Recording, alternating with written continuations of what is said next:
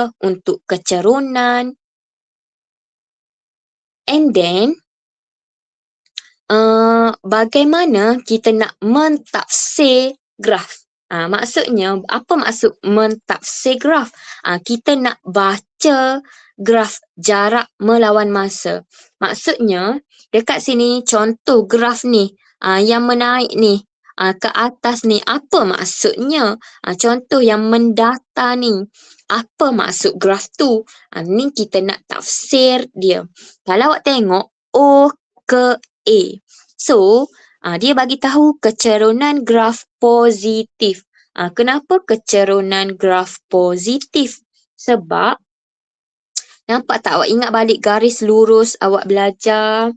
Bila graf naik, nampak tak? So, maka kita akan dapat kecerunan positif. So, dekat sini, kecerunan OA mewakili kelajuan.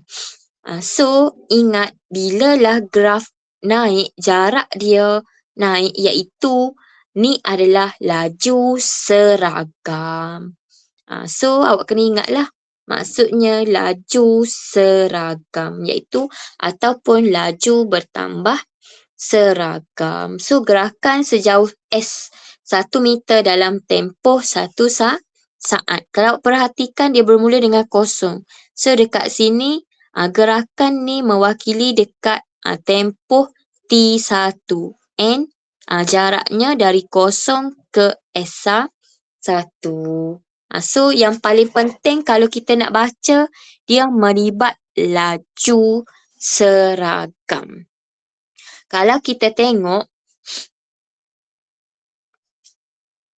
samalah. Kalau kita tengok, satu lagi A ke B. So, awak tengok A ke B. So, kecerunan C, sifar, tak ada kecerunan. Kenapa kecerunan sifar? Kalau kita tengok, dekat sini jaraknya adalah S1. So, dia berhenti dekat T saat. So, bila dia dekat B, T2. Dah berubah. Maknanya ada tempoh masa. Tetapi, jaraknya still sama. Maksudnya, dekat sini gerakannya apa? Mestilah sesuatu objek tu dalam keadaan pegun. Apa tu pegun? Berhenti. Dengan kata mudah adalah objek sedang berhenti ataupun objek sedang berehat dalam beberapa saat. Sebab tu graf yang kita dapat adalah mendata. Awak tengok, tidak ada perubahan jarak. Bermaksud gerakan terhenti. Sama ada pegun, berhenti atau berehat. So tengok, dia pegun untuk tempoh berapa? T2 sehingga T1. Dalam saat lah. So jaraknya sifar. Boleh? Faham? Okey. So, dekat sini, kita ada kesimpulan bahawa kelajuan sesuatu gerakan biasanya berubah-ubah sepanjang suatu perjalanan. So, dalam situasi ini, laju purata digunakan. So kalau kita tahulah, kelajuan ni gerakan sentiasa berubah-ubah. Contohlah, awak pandu ataupun bawa motosikal. Adakah sepanjang jalan awak bawa hanya dengan 40 km per jam? Adakah tu je? Ada masa awak akan tekan minyak, betul tak? Ataupun bukan maksud tekan minyak, kalau kita bawa motor kita akan pulas pedat, bukan pedat apa? Awak faham kan maksud saya? Semua faham. Kalau kereta, kita akan tekan minyak kalau kita nak tambah kelajuan. Kalau awak bawa motor, awak pulas dekat bahagian motor tu lah. Apa yang orang panggil, saya tak ingat kalau kod luar. Macam tu lah. Saya rasa awak semua faham lah. So, dalam kelajuan, adakah contoh awak pergi sekolah dengan motosikal, awak bawa sepanjang daripada dekat rumah sampai dekat sekolah, awak bawa dengan 40 km per jam je. Tak ada tekan minyak, tak ada brake. Faham tak maksud saya? So dekat sini, kelajuan kita akan sentiasa berubah-ubah sepanjang suatu perjalanan. Sebab tu kita ada laju purata digunakan, iaitu untuk laju purata kita buat macam mana? Jumlah jarak yang dilalui kita bahagi dengan jumlah masa yang diambil. So ni formula. Jadi apa dalam graf jarak melawan masa yang penting ialah awak kena tahu laju bermaksud kecerunan, mewakili kecerunan graf, and then ni formula yang kedua. Dan awak kena tahu baca tafsir graf, dan yang ketiga formula ni lah. Itu sahaja yang ada dalam graf jarak melawan masa. And then kita masuk dahulu sedikit dalam apa untuk graf laju melawan masa pula. Tadi kita ada jarak melawan masa. Sekarang kita tengok pula untuk laju melawan masa. So dalam graf ni, laju mewakili paksi Y lah ataupun mencancang. Manakala masa mewakili paksi X. Okay. So semasa melukis graf, setiap pasangan sama je. So dekat sini untuk graf laju, dia ada keistimewaan sedikit. Awak kena ingat bahawa kecerunan graf mewakili kadar perubahan laju terhadap masa. Iaitu, contohlah kecerunan M. So Y, apa? Laju bahagi dengan masa. So ni untuk kecerunan laju, iaitu pecutan. Kecerunan untuk graf laju melawan masa mewakili pecutan. Kenapa dapat pecutan? Sebab formula pecutan A adalah perubahan hal laju. V tolak U per dengan T. V tolak U ni apa? Perubahan hal laju lah. Hal laju akhir tolak hal laju awal. Kita bahagi dengan masa.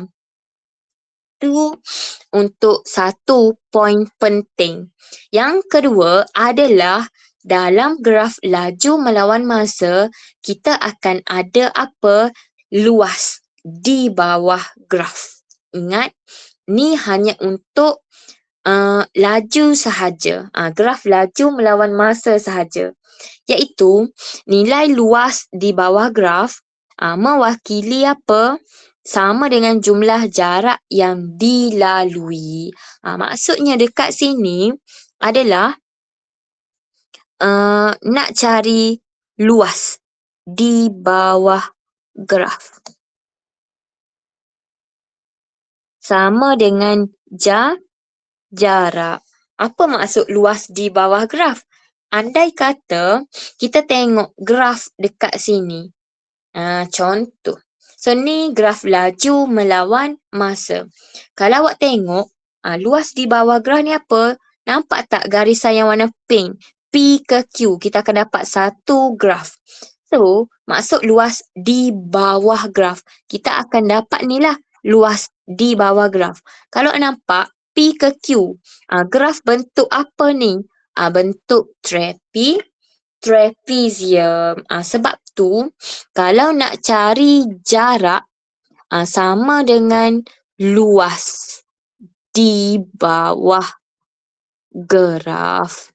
Ni hanya untuk laju melawan masa. Kalau nampak Q ke R, mendata je laju.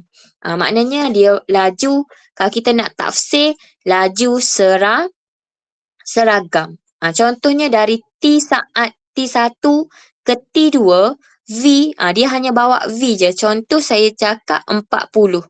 So dia bawa laju 40 je sepanjang T1 ke T2. Contoh daripada sekolah nak balik ke rumah. So awak bawa dalam tempoh 40 je. So kita panggil apa tu? Laju seragam. So contoh nak cari jarak daripada sekolah balik ke rumah. So, kita boleh cari melalui luas di bawah graf. Kalau tengok Q ke R, luas bentuk apa ni graf? Segi empat tepat. Boleh jadi juga kalau nak cari jarak kesemua, total daripada kita bermula P sehingga ke S. Kalau awak nampak, hitung satu persatu lah, tambah P ke Q, trapezium. So, Q ke R pun kita boleh cari direct, iaitu trapezium. Campur dua tu, dapatlah jumlah jarak. Faham? So, itu sahaja perkara penting yang ada dalam graf laju melawan masa, iaitu kecerunan mewakili pecutan. So, kalau nak cari jarak yang dilalui sama dengan luas di bawah graf. Boleh? So, ni adalah contoh kita nak tafsir graf. Kalau awak tengok, kita nak baca graf.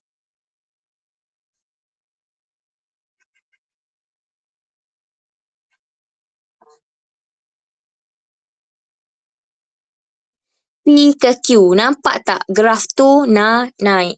So, makna contoh mula-mula lajunya adalah U. So, dalam untuk 0 saat, bila dia dah pergi ke T1, dia dah meningkat kelajuan kepada V. Sebab tu dia cakap kelajuan objek bertambah. So, pecutan sama dengan perubahan laju bahagi perubahan masa. Dekat sini kita boleh hitung pecutan lah. So, luas trapezium. Awak nampak tak trapezium? So, sama dengan luas di bawah graf. Mewakili apa? Jarak yang dilalui dalam tempoh T1 saat. Ni, jarak yang dilalui. Dekat sini. So, nak cari jarak P ke Q, kita bolehlah hitung luas di bawah graf. So, inilah kalau tengok Q ke R, tidak ada perubahan laju. Maksudnya objek bergerak dengan laju seragam. So, luas segi empat menunjukkan jarak.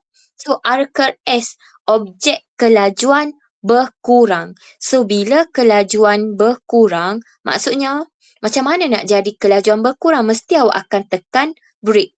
Tekan brake. Bila kita tekan brake, maka kita akan dapat kecerunan graf negatif. Nampak tak?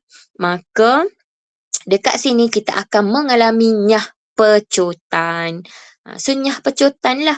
Negatif lah. Maksudnya pecutan awak akan dapat dengan nilai negatif. So, bila negatif, automatik nyah pecutan. Itu sahaja untuk dalam ni. So, nanti cikgu akan share lah nota ni. So, faham? So, mari kita tengok kepada soalan. Kita try jawab sedikit.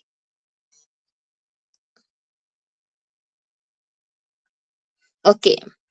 Dalam rajah di bawah menunjukkan graf laju melawan masa. So, ingatlah, ni adalah laju melawan masa bagi suatu zarah.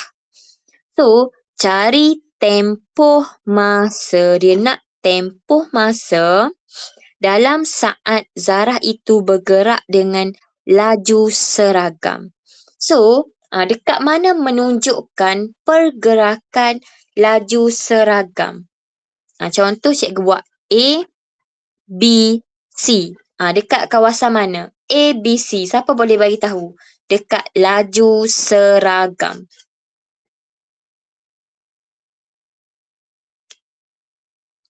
Kalau tak nak buka mic, boleh bagi tahu dekat message lah, nanti cikgu baca. Dekat bahagian mana? A, B, C. Laju seragam. Tafsir graf. Tengok, ni graf laju melawan masa. Contoh, untuk 0 sehingga 6 saat pertama. Awak tengok, laju dia bermula dengan 21 meter per saat. 21 kelajuan.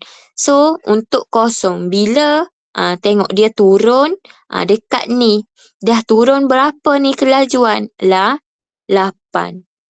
So dia ni kelajuan dia kalau kita nak taksir, dia mengalami kekurangan laju. Maksudnya contoh Zarah ni dia menurun. Maksudnya nyah pecutan.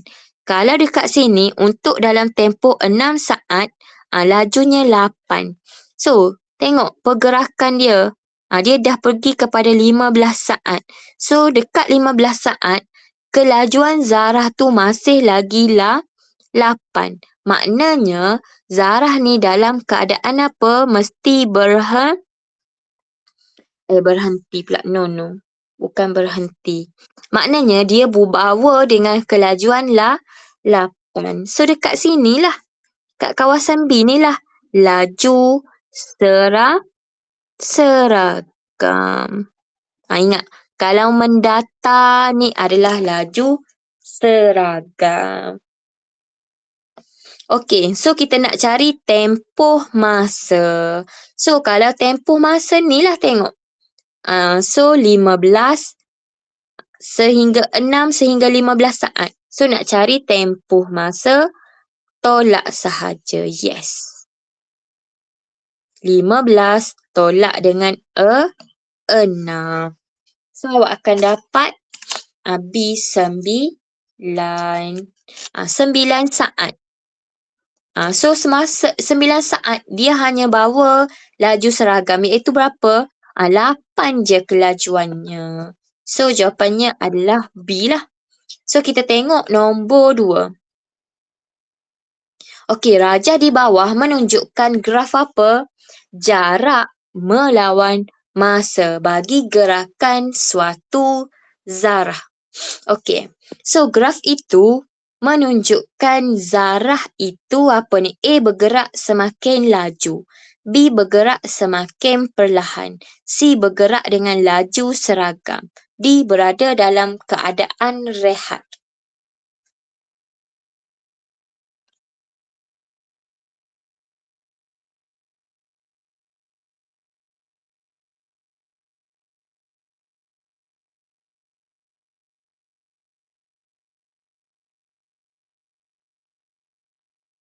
So jawapan A, B, C, D.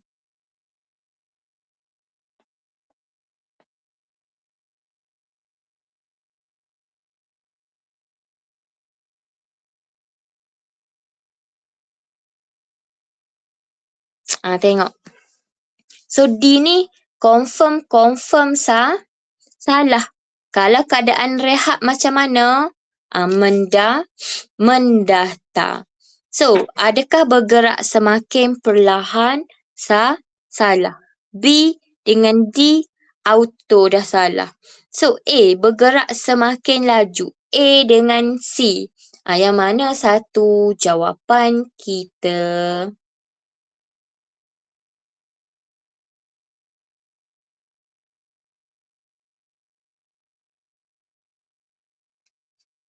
A, B. So, jawapannya adalah bergerak dengan laju seragam. So, bila jarak bertambah, laju seragam sahaja. Ingatlah, kalau semakin laju, dia tak ada semakin laju. So, dia bergerak dengan laju seragam. Okey, nombor 3. Kita tengok rajah menunjukkan 4 graf antara A, B, C dan D. A, B, C dan D. Yang manakah menunjukkan pecutan negatif? A, B, C, D. Tu yang mana menunjukkan pecutan negatif? Tengok. Ni graf apa? Laju melawan masa. Bila laju melawan masa, kecerunan mewakili apa? Pecutan. Dia nak mewakili pecutan negatif. So, yang mana satu? C tu betul tak C? C tu graf mendata sahaja. Ada kecerunan tak kalau mendata? Ada pecutan tak? So, C tu confirm dah salah.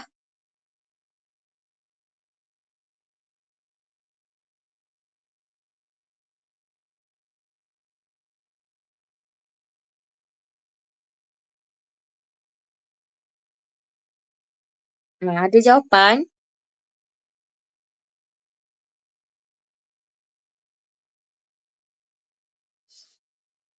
So jawapan dekat sini kita tengok. C, auto dah salah. Kita tengok A. A ni awak tengok graf ni menu menurun. Maksudnya hal laju dia, dia bermula andai kata dekat sini adalah 50 meter per saat. So bila dah ni tengok ni graf dia kalau cikgu buat dash. Andai kata dah turun 20. So nak cari pecutan tengok kecerunan. Kalau graf menurun, mesti kita akan dapat kecerunan negatif. So, bila negatif, pecutan negatif. Nyah pecutan. So, jawapannya adalah A. B dengan D, nampak tak graf meningkat? Bila meningkat, kecerunan positif. So, pecutan positif B dan D. So, jawapannya adalah A. Faham? So, kita tengok nombor 4. Rajah di bawah menunjukkan graf jarak melawan masa bagi sebuah teksi. So, diberi laju purata teksi tu bagi keseluruhan perjalanan 32 km per jam. Hitung nilai D. Macam mana nak cari nilai D? Dia bagi laju purata. Cikgu bagi masa 2 minit. Cuba try jawab nombor 4. Ingatlah formula laju purata apa?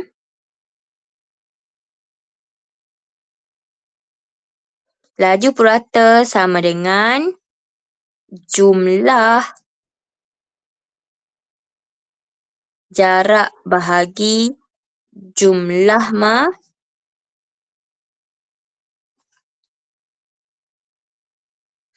betul tak? Kita tengok ni. Berbalik kepada graf kita. Jumlah jarak yang dilalui bahagi dengan jumlah masa yang diambil tu ialah laju purata.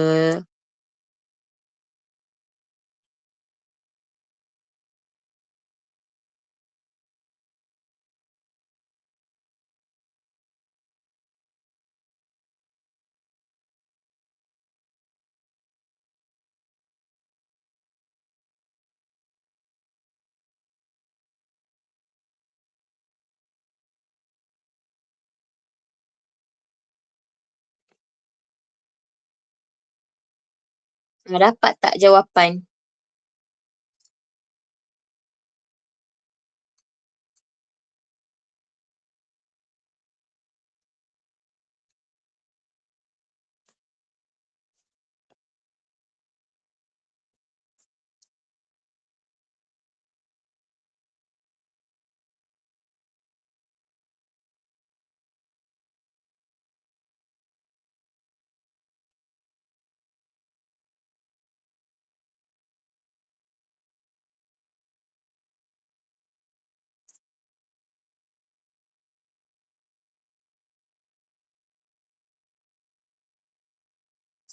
Ada yang dah dapat?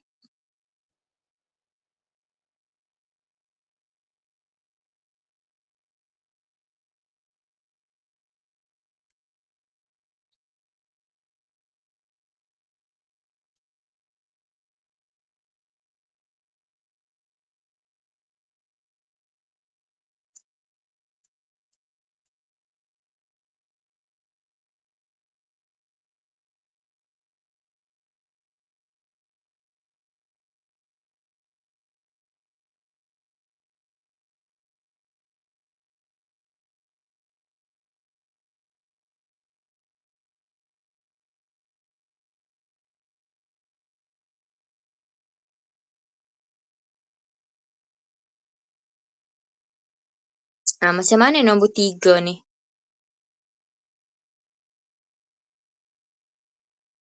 Sorry, nombor 4.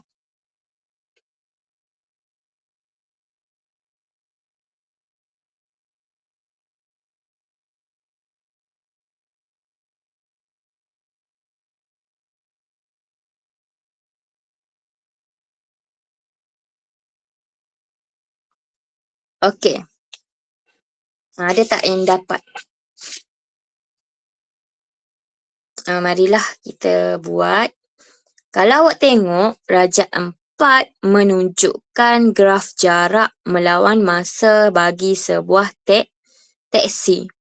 So, jarak dia, kalau kita tengok, masa ni sistem 24 jam. Maksudnya ni pukul berapa? Pukul 2.45 ni. 14.45.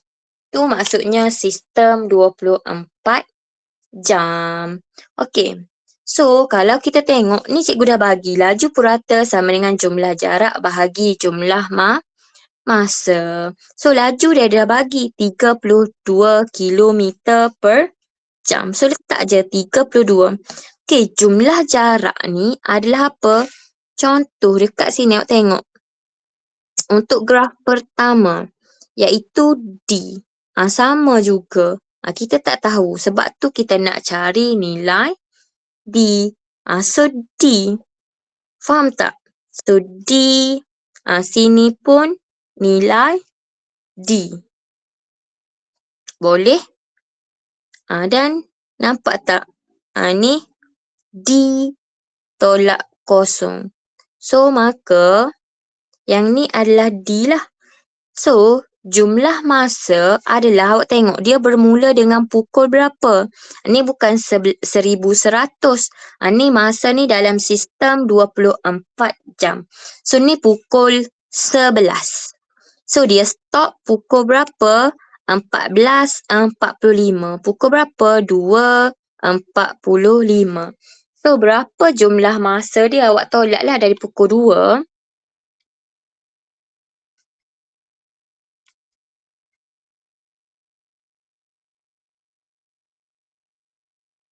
Berapa perbezaan tempoh masa dia tu?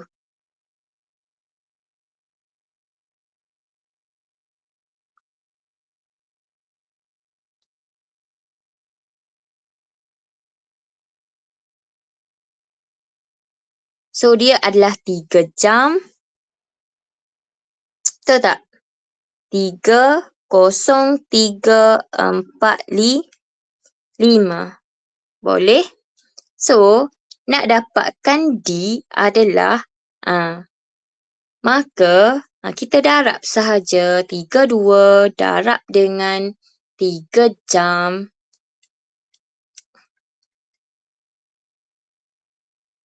So, awak akan dapat jumlah jarak. Ni D. Ni pun D. And ni pun D.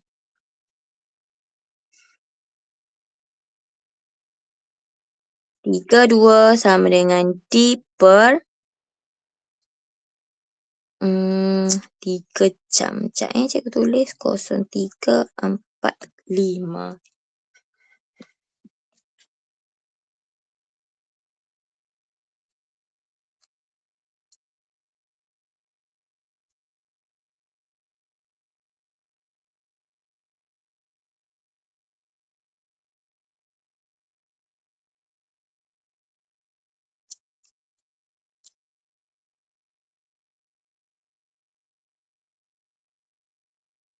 Dapat tak 60 jumlah jarak dia?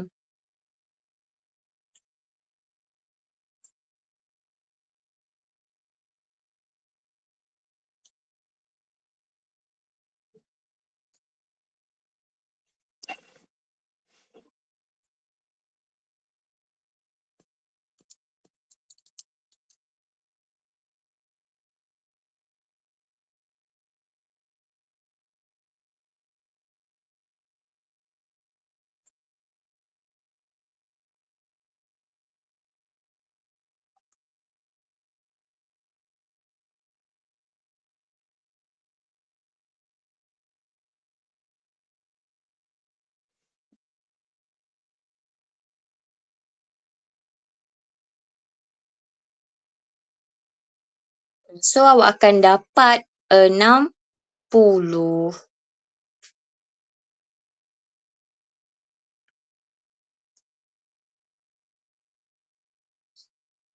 Boleh?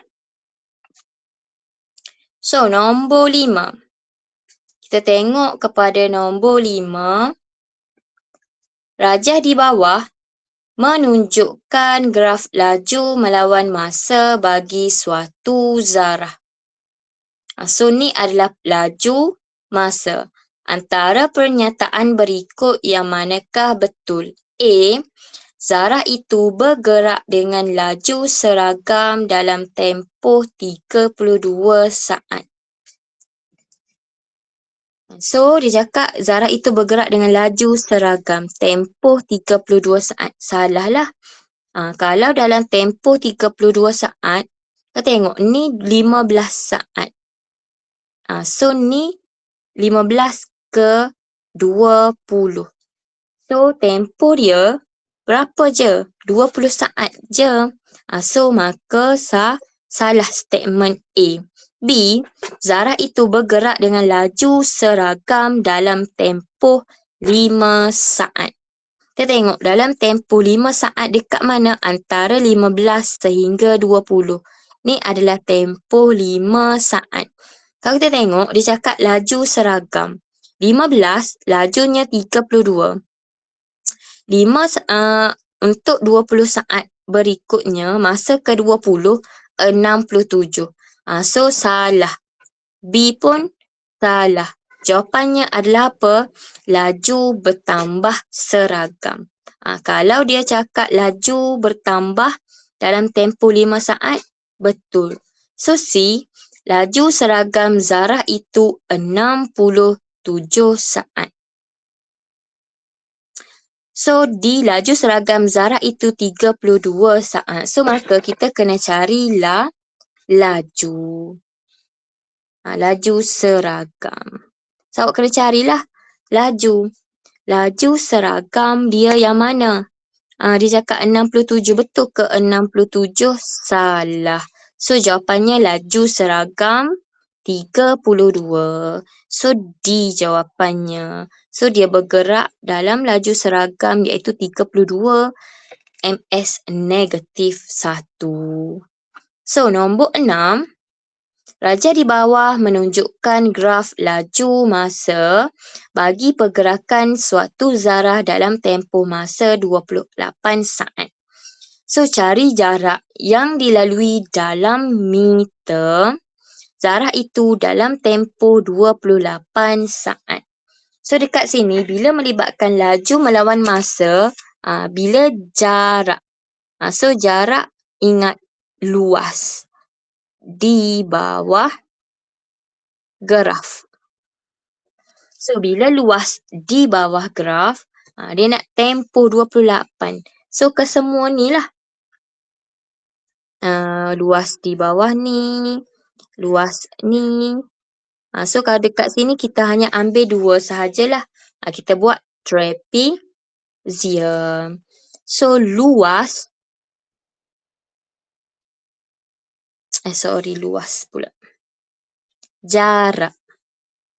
Okay, so jarak sama dengan luas di bawah graf. So, maka jarak tempoh 28 saat. So, kita ambil dahulu yang A dan B. Kita totalkan. So, A ni adalah trapezium campur B. So, formula trapezium adalah luas trapezium lah kita kena buat. Campur luas trapezium. So, kita tengok trapezium yang A. So, formula luas trapezium adalah 1/2 darab A campur B darab C. A campur B tu apa? Hasil tambah sisi selari. Yang mana sisi selari? Ni. Sekejap cikgu buat line warna ni. Ni adalah sisi selari. So, apa itu C? C ni tinggi dia. So sama juga. Kalau yang B, yang mana sisi selari? Sisi selarinya adalah ni, yang warna purple. Boleh. So mari kita tengok, kita jawab sama juga 1/2 darab A campur B darab C. So 1/2 darab A campur B. So A ni apa ni? Ketinggian. So 0 sehingga 20. So 20 campur yang ni. So dash dia berhenti mana? 15. So 15. Darab C. Tengok masa 10 saat. Campur 1/2 darab. So kita tengok yang ni. 28 tolak 10 lah. So 18. Tambah. Dari sini 16 ke 10. 6. Darab dengan 15. So kita kira 1/2 darab 35 darab 15. Campur 1/2 darab 18 campur 6.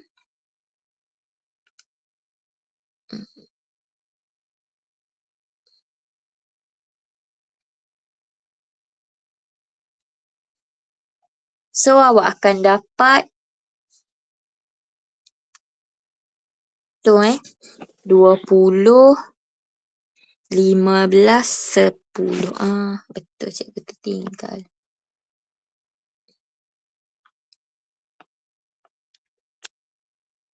Awak dapat 355. Semua dapat tak jarak? Jaraknya adalah 355 meter. So jawapannya adalah C. Okay, kita tengok lagi satu soalan bahagian A. Rajah di bawah menunjukkan graf laju melawan masa bagi gerakan suatu zarah dalam tempoh 12 saat. Kalau kita tengok untuk 4 saat pertama, so lajunya bertambah. And then untuk tempoh 4 saat ke 10. Maksudnya tempoh selama mana? 6 saat. Lajunya seragam. So daripada masa ke 10 ke 12. Maksudnya 2 lah ni 4, 12. So laju berkurang. So nyatakan tempoh masa zarah itu bergerak dengan laju seragam. Yang mana laju seragam? Iaitu ni lah mendatar. So tempohnya berapa? A. Tempoh adalah 10 tolak 4 iaitu 6 saat. So B, hitung kadar perubahan hal laju. So kalau kadar perubahan hal laju, graf laju melawan masa mewakili apa? Siapa boleh bagi tahu?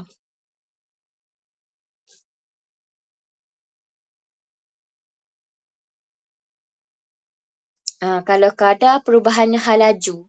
Kadar perubahan laju. Kalau graf laju melawan masa dia sama dengan pecutan ataupun apa? Kecerunan. Tengok dalam 2 saat terakhir. Yang mana 1-2 saat terakhir, tengok 10 ke 12. Yang ni lah. So kita nak perubahan hal laju kadar. So ingatlah kadar perubahan laju sama dengan kecerunan. Maksudnya Y2 tolak Y1 bahagi X2 tolak X1. So Y2 tu apa? Y2 ni bahagian apa? laju bahagi dengan masa. So tengok laju dia 12 tolak dengan 24 bahagi dengan 12 tolak 10 lah. So 12 tolak 24. So negatif 12 bahagi dengan 2. So negatif 12 bahagi 2 bersamaan dengan negatif MS negatif 2, negatif 6. So kadar perubahan laju adalah negatif 6. Pecutannya adalah negatif. Maksudnya untuk 2 saat terakhir dia mengalami apa? Nyah pecutan. So laju dia berkurang. Boleh?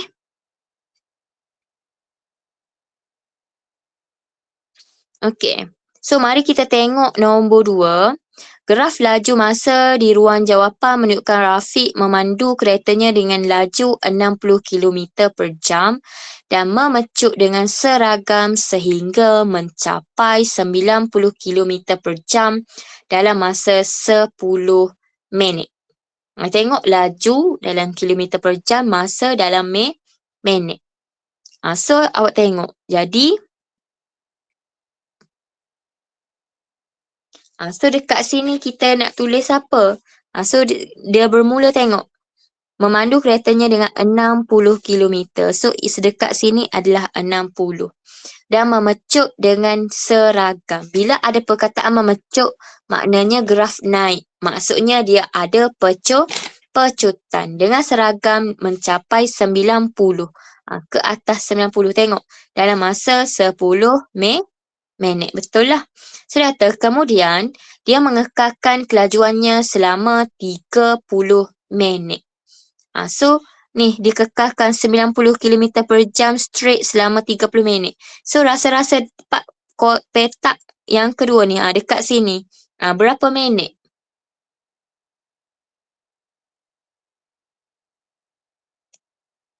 So, dalam masa, tengok, 30 minit. So 30 campur 10, 40. Lepas itu, kereta Rafiq mengalami nyah pecutan sehingga berhenti dalam masa 20 minit. Campur lagi 20 minit. So, ini 60 minit. So, begitulah. So, maka cikgu stop kelas kita dekat sini. So, kita sambung pada minggu hadapan. Kita akan masuk pada bahagian B. Assalamualaikum dan terima kasih.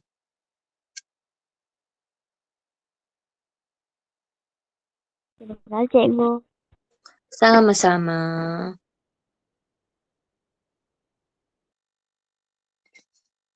Sama-sama.